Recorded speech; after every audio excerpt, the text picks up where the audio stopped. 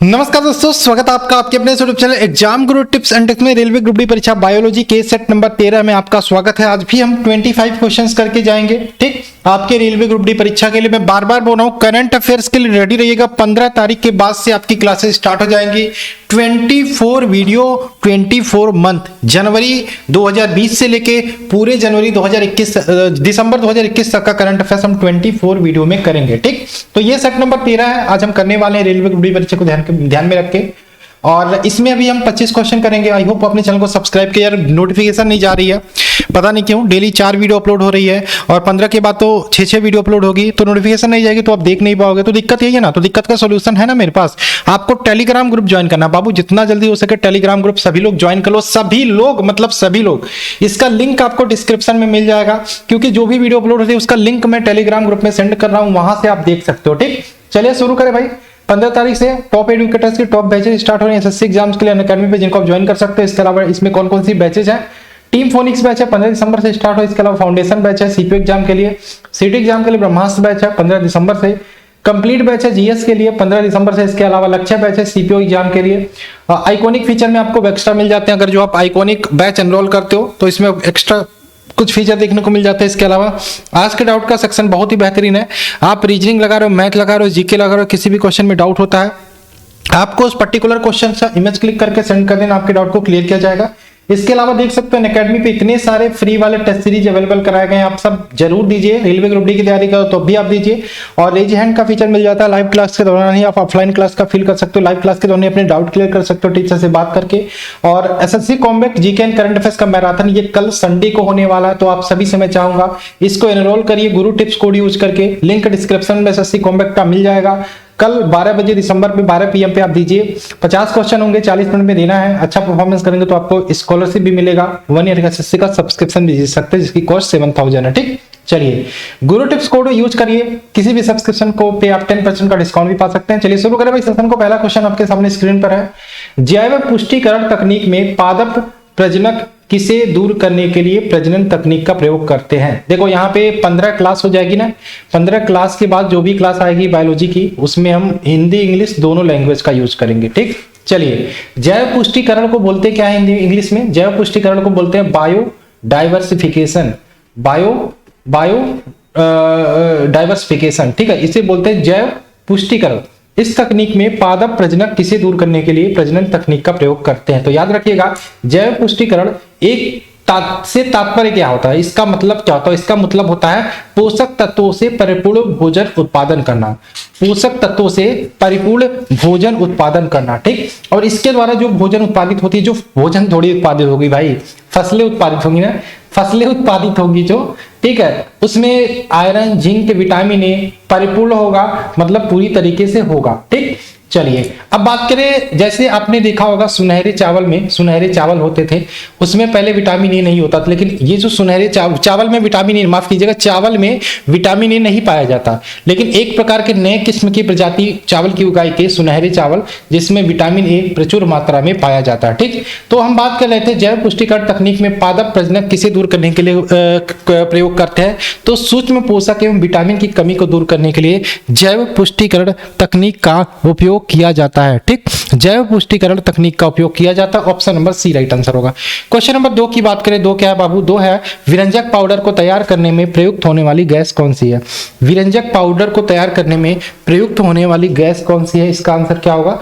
देखो विरंजक पाउडर का रासायनिक सूत्र क्या होता है? ये होता है CaOCl2 + H2O। जो H2O आपका जल होता है, ये आपका जल होता है, ये आपका विरंजक चूड़ होता है। ठीक, तो ये ध्यान रखिएगा, जब बुझा हुआ चूना जिसका रासायनिक सूत्र CaOH का होल्ट, बुझा हुआ चूना को क्लोरीन से अभिक्रिया कराई जाती है, तब हमारा विरंजक चूड़ प्राप्त होता है। ठीक, तो यहाँ पे क्लोरीन इसका राइट आंसर होगा, ऑप्शन नंबर डी क्लोरीन।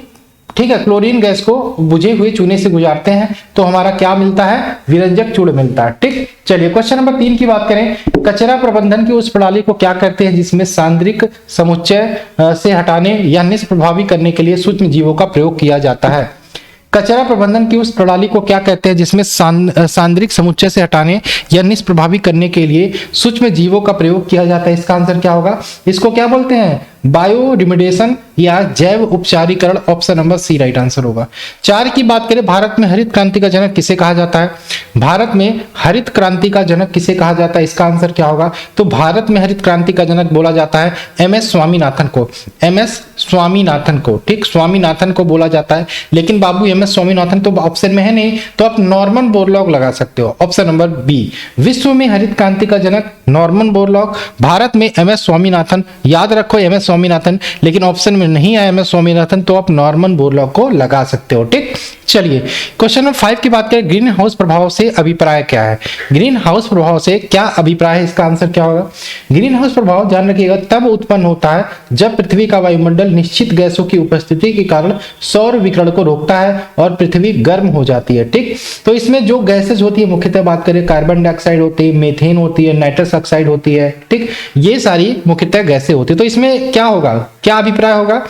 तो इसका आंसर हो जाएगा ओजोन परत द्वारा पराबैंगनी किरणों को रोकना, ये कारण नहीं होगा। वायुमंडलीय गैसों के कारण सौर ऊर्जा का रोकना, ये कारण क्या आंसर होगा इसका बताइए?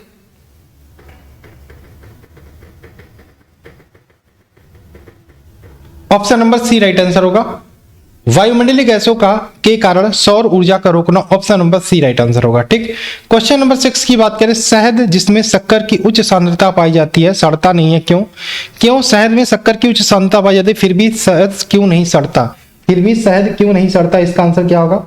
तो इसका आंसर हो जाएगा उच्च परासरणी सामर्थ्य के घोल से पानी निकल जाने के कारण जीवाणु सक्रिय अवस्था में जीवित नहीं रह पाते, इस कारण से शहद नहीं सड़ता। ऑप्शन नंबर क्या हो जाएगा? सी वाला राइट आंसर हो जाएगा। 7 की बात करें, ग्लोबल वार्मिंग से निम्न में से क्या परिणाम अपेक्षित है? ग्लोबल वार्मिंग से निम्नलिखित में से क्या परिणाम अपेक्षित है? ग्लोबल वार्मिंग से याद रखिएगा समुद्री स्तर में वृद्धि हो रही है, सही बात है। फसलों में बदलाव होता है, ये भी सही बात है। तट रेखा में बदलाव होता है, ये भी सही बात है। तो यहाँ पे option number D right answer का उपयोग, सभी विकल्प सही हैं। क्वेश्चन नंबर 8 की बात करें, फसलों में डीटीटी का छिड़काव किस प्रकार के प्रदूषण को दूर करने के लिए किया जाता है? डीडीटी का छिड़काव किस प्रकार के प्रदूषण को दूर करने के लिए किया जाता है? तो इसका आंसर हो जाएगा डीडीटी, ध्यान रखिएगा, एक अस्थायी कार्बनिक प्रदूषक होता है। ठीक है, इसका छिड़काव किस लिए किया जाता है और इसका छिड़काव किस लिए किया जाता है बताइए? किस प्रकार के प्रदूषण को दूर करने के लिए किया जाता है? किस प्रकार के प्रदूषक को, वायु तथा जल के प्रदूषक को दूर करने के लिए किया जाता है? Option number D right answer होगा। ठीक, चलिए इससे ध्यान रखिएगा जो हमारा भूमिगत जल होता है ना वो भी दूषित हो जाता है। ठीक है, तो कोई भी कीटनाशक हो वो नुकसान ही करता है। 9 की बात करें, वातावरण में क्लोरोफ्लोरोकार्बन CFC उत्सर्जन पर प्रतिबंध लगाने संबंधी प्रथम प्रोटोकॉल कहाँ बना था? CFC क्लोरोफ्लोरोकार्बन उत्सर्जन पर प्रतिबंध लगाने का संबंधी प्रथम प्रोटोकॉल कहाँ बना था? तो ये बना था 1987 में मॉन्ट्रियल कनाडा में। 1987 में मॉन्ट्रियल कनाडा में। कल एक बच्चे का कमेंट्स आया था, अच्छा भी लगा मुझे, सर आप इतनी अच्छा पढ़ाते हो लेकिन सर आप लेट इतना जल्दीबाजी क्यों रहते हो मतलब? तो मुझे लगा कि हाँ मुझे थोड़ा सा आराम से थोड़ा धीरे धीरे करना चाहिए। ठीक है, तो मॉन्ट्रियल कनाडा में 1987 में क्लोरोफ्लोरोकार्बन CFC के उत्सर्जन में प्रतिबंध लगाने का संबंधी प्रथम प्रोटोकॉल बना था। ठीक, 10 की बात करें, जैव प्रबलीकरण से तात्पर्य क्या है? जैव प्रबलीकरण से क्या तात्पर्य है? तो इसका आंसर क्या होगा? जैव प्रबलीकरण से बात करें, फसलों की पौष्टिकता के संवर्धन की उत्पादन पद्धति, फसलों के पौष्टिकता के संवर्धन की उत्पादन पद्धति को हम बोलते हैं जैव प्रबलीकरण। 11 की बात करें, अगर कचरा पीने के पानी में मिल जाए तो कौन सी बीमारी फैलेगी? अगर कचरा पीने के पानी में मिल जाए, ध्यान रखना दूषित भोजन और दूषित जल दोनों के सेवन से आपको टाइफाइड हो सकता है। ठीक, और ये किससे होता है?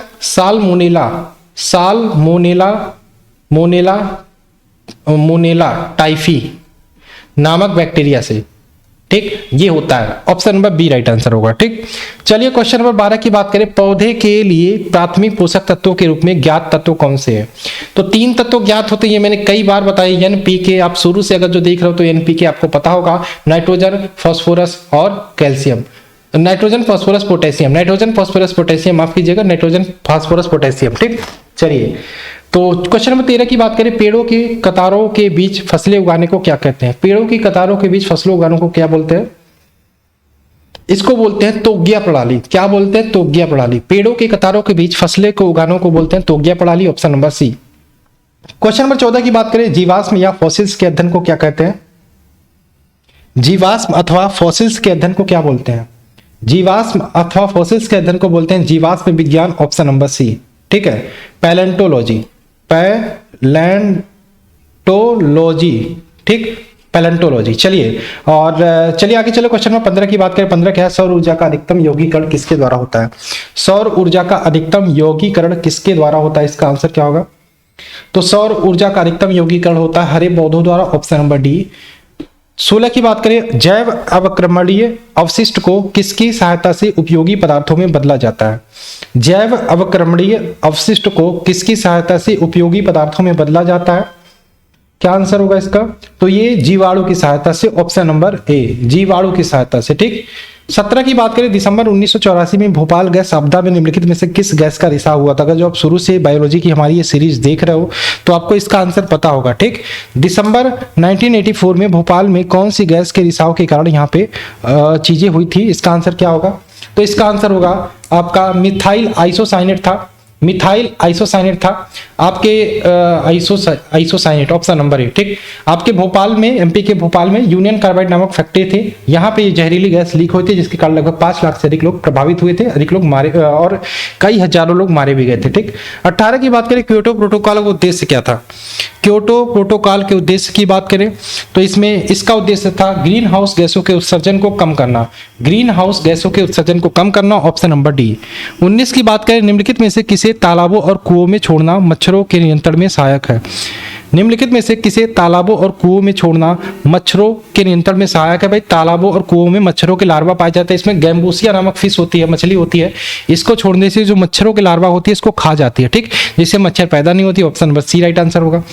20 की बात करें, मॉन्ट्रियल प्रोटोकॉल, मॉन्ट्रियल प्रोटोकॉल की बात करें, मॉन्ट्रियल प्रोटोकॉल का मुख्य उद्देश्य क्या था? मॉन्ट्रियल प्रोटोकॉल कनाडा में हुआ था 1987 में। इसका उद्देश्य था ओजोन परत का संरक्षण करना, ऑप्शन नंबर ए। इसमें सीएफसी क्लोरोफ्लोरोकार्बन जो गैस है उससे उत्सर्जन पर प्रतिबंध लगाने संबंधी प्रावधान लाए गए थे। ठीक, 21 की बात करें, सबसे छोटा जीव जो स्वयं विकास एवं प्रजनन करने में समर्थ है, इसका आंसर क्या होगा?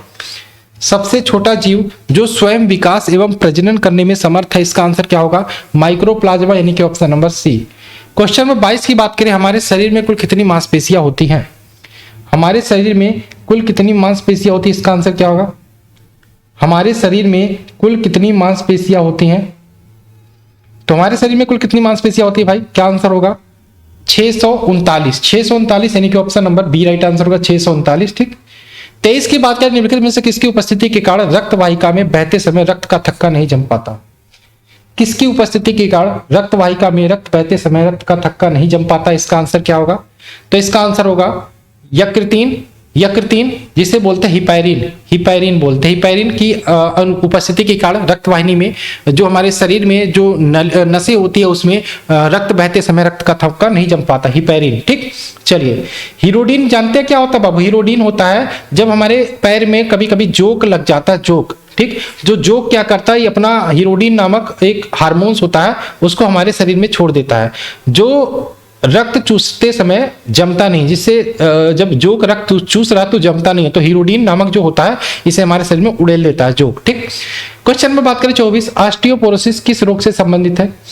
ऑस्टियोपोरोसिस किस रोग से संबंधित है? ऑस्टियोपोरोसिस, तो ऑस्टियोपोरोसिस की बात करिए हड्डी रोग से संबंधित है, ऑप्शन नंबर हड्डी। ठीक, और ये वयस्कों में होता है, वयस्क में होता है, और बच्चों में जब होता है हड्डी संबंधी रोग तो उसको बोलते हैं रिकेटस, उसको बोलते हैं रिकेटस। विटामिन डी की कमी से रिकेटस होता है, और वयस्कों में जब विटामिन डी की कमी होती है तो ऑस्टियोपोरोसिस हो जाता है। ठीक, चलिए, ऑस्टियोलॉजी एक आता है, ऑस्टियोलॉजी, ऑस्टियोलॉजी के अध्ययन किसके अंतर्गत किसका अध्ययन करते हैं? तो ऑस्टियोलॉजी के अंतर्गत हम करते हैं किसका अध्ययन? हड्डी का अध्ययन, हड्डी का अध्ययन करते हैं ऑस्टियोलॉजी के अंतर्गत। ठीक, 25 की बात करें, मानव शरीर में लैंगरहंस के आइलेट्स कहाँ पाए जाते हैं? मानव शरीर में लैंगरहंस के आइलेट्स कहाँ पाए जाते हैं?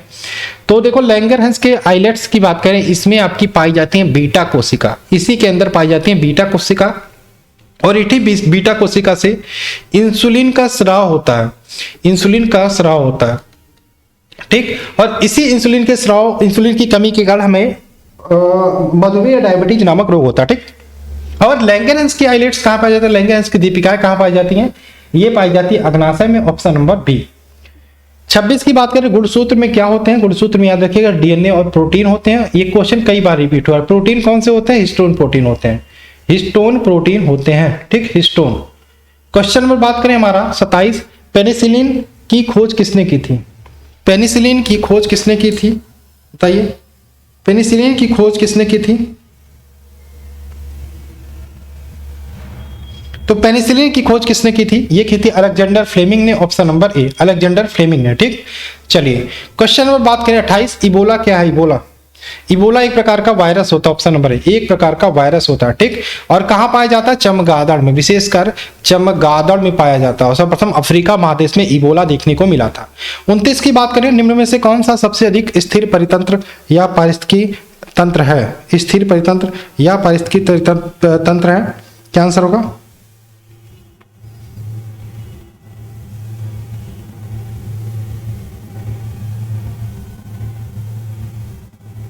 क्या आंसर होगा?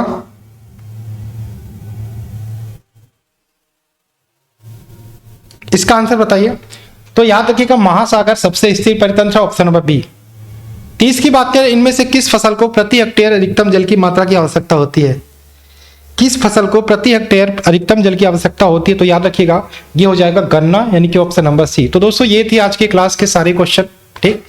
तो आई होप आपको ये 30 क्वेश्चन अच्छे लगे होंगे। चलिए इतने ही क्वेश्चन थे, ठीक। तो यार डेली देखते रहो। मैं बोल रहा हूँ कि नोटिफिकेशन नहीं जा रही है ना, सुबह वाली दोनों वीडियो के नहीं आ रही है, खान सर की बुक वाली नोटिफिकेशन नहीं जा रही है, एक मोटिवेशन की वीडियो में बना रहा हूँ वो नोटिफिकेशन नहीं जा रही है। तो इसके लिए आपको भाई चैनल को सब्सक्राइब करना होगा, बेल का आइकन क्लिक करना होगा, टेलीग्राम ग्रुप ज्वाइन करना होगा। नोटिफिकेशन नहीं जाती तो टेलीग्राम में मैं लिंक सेंड कर दूंगा, वहां से देख सकते हो। चलिए पढ़ते रहिए, मस्त रहिए और मिलते रहे इस क्लास में। बाय बाय, जय हिंद, जय भारत।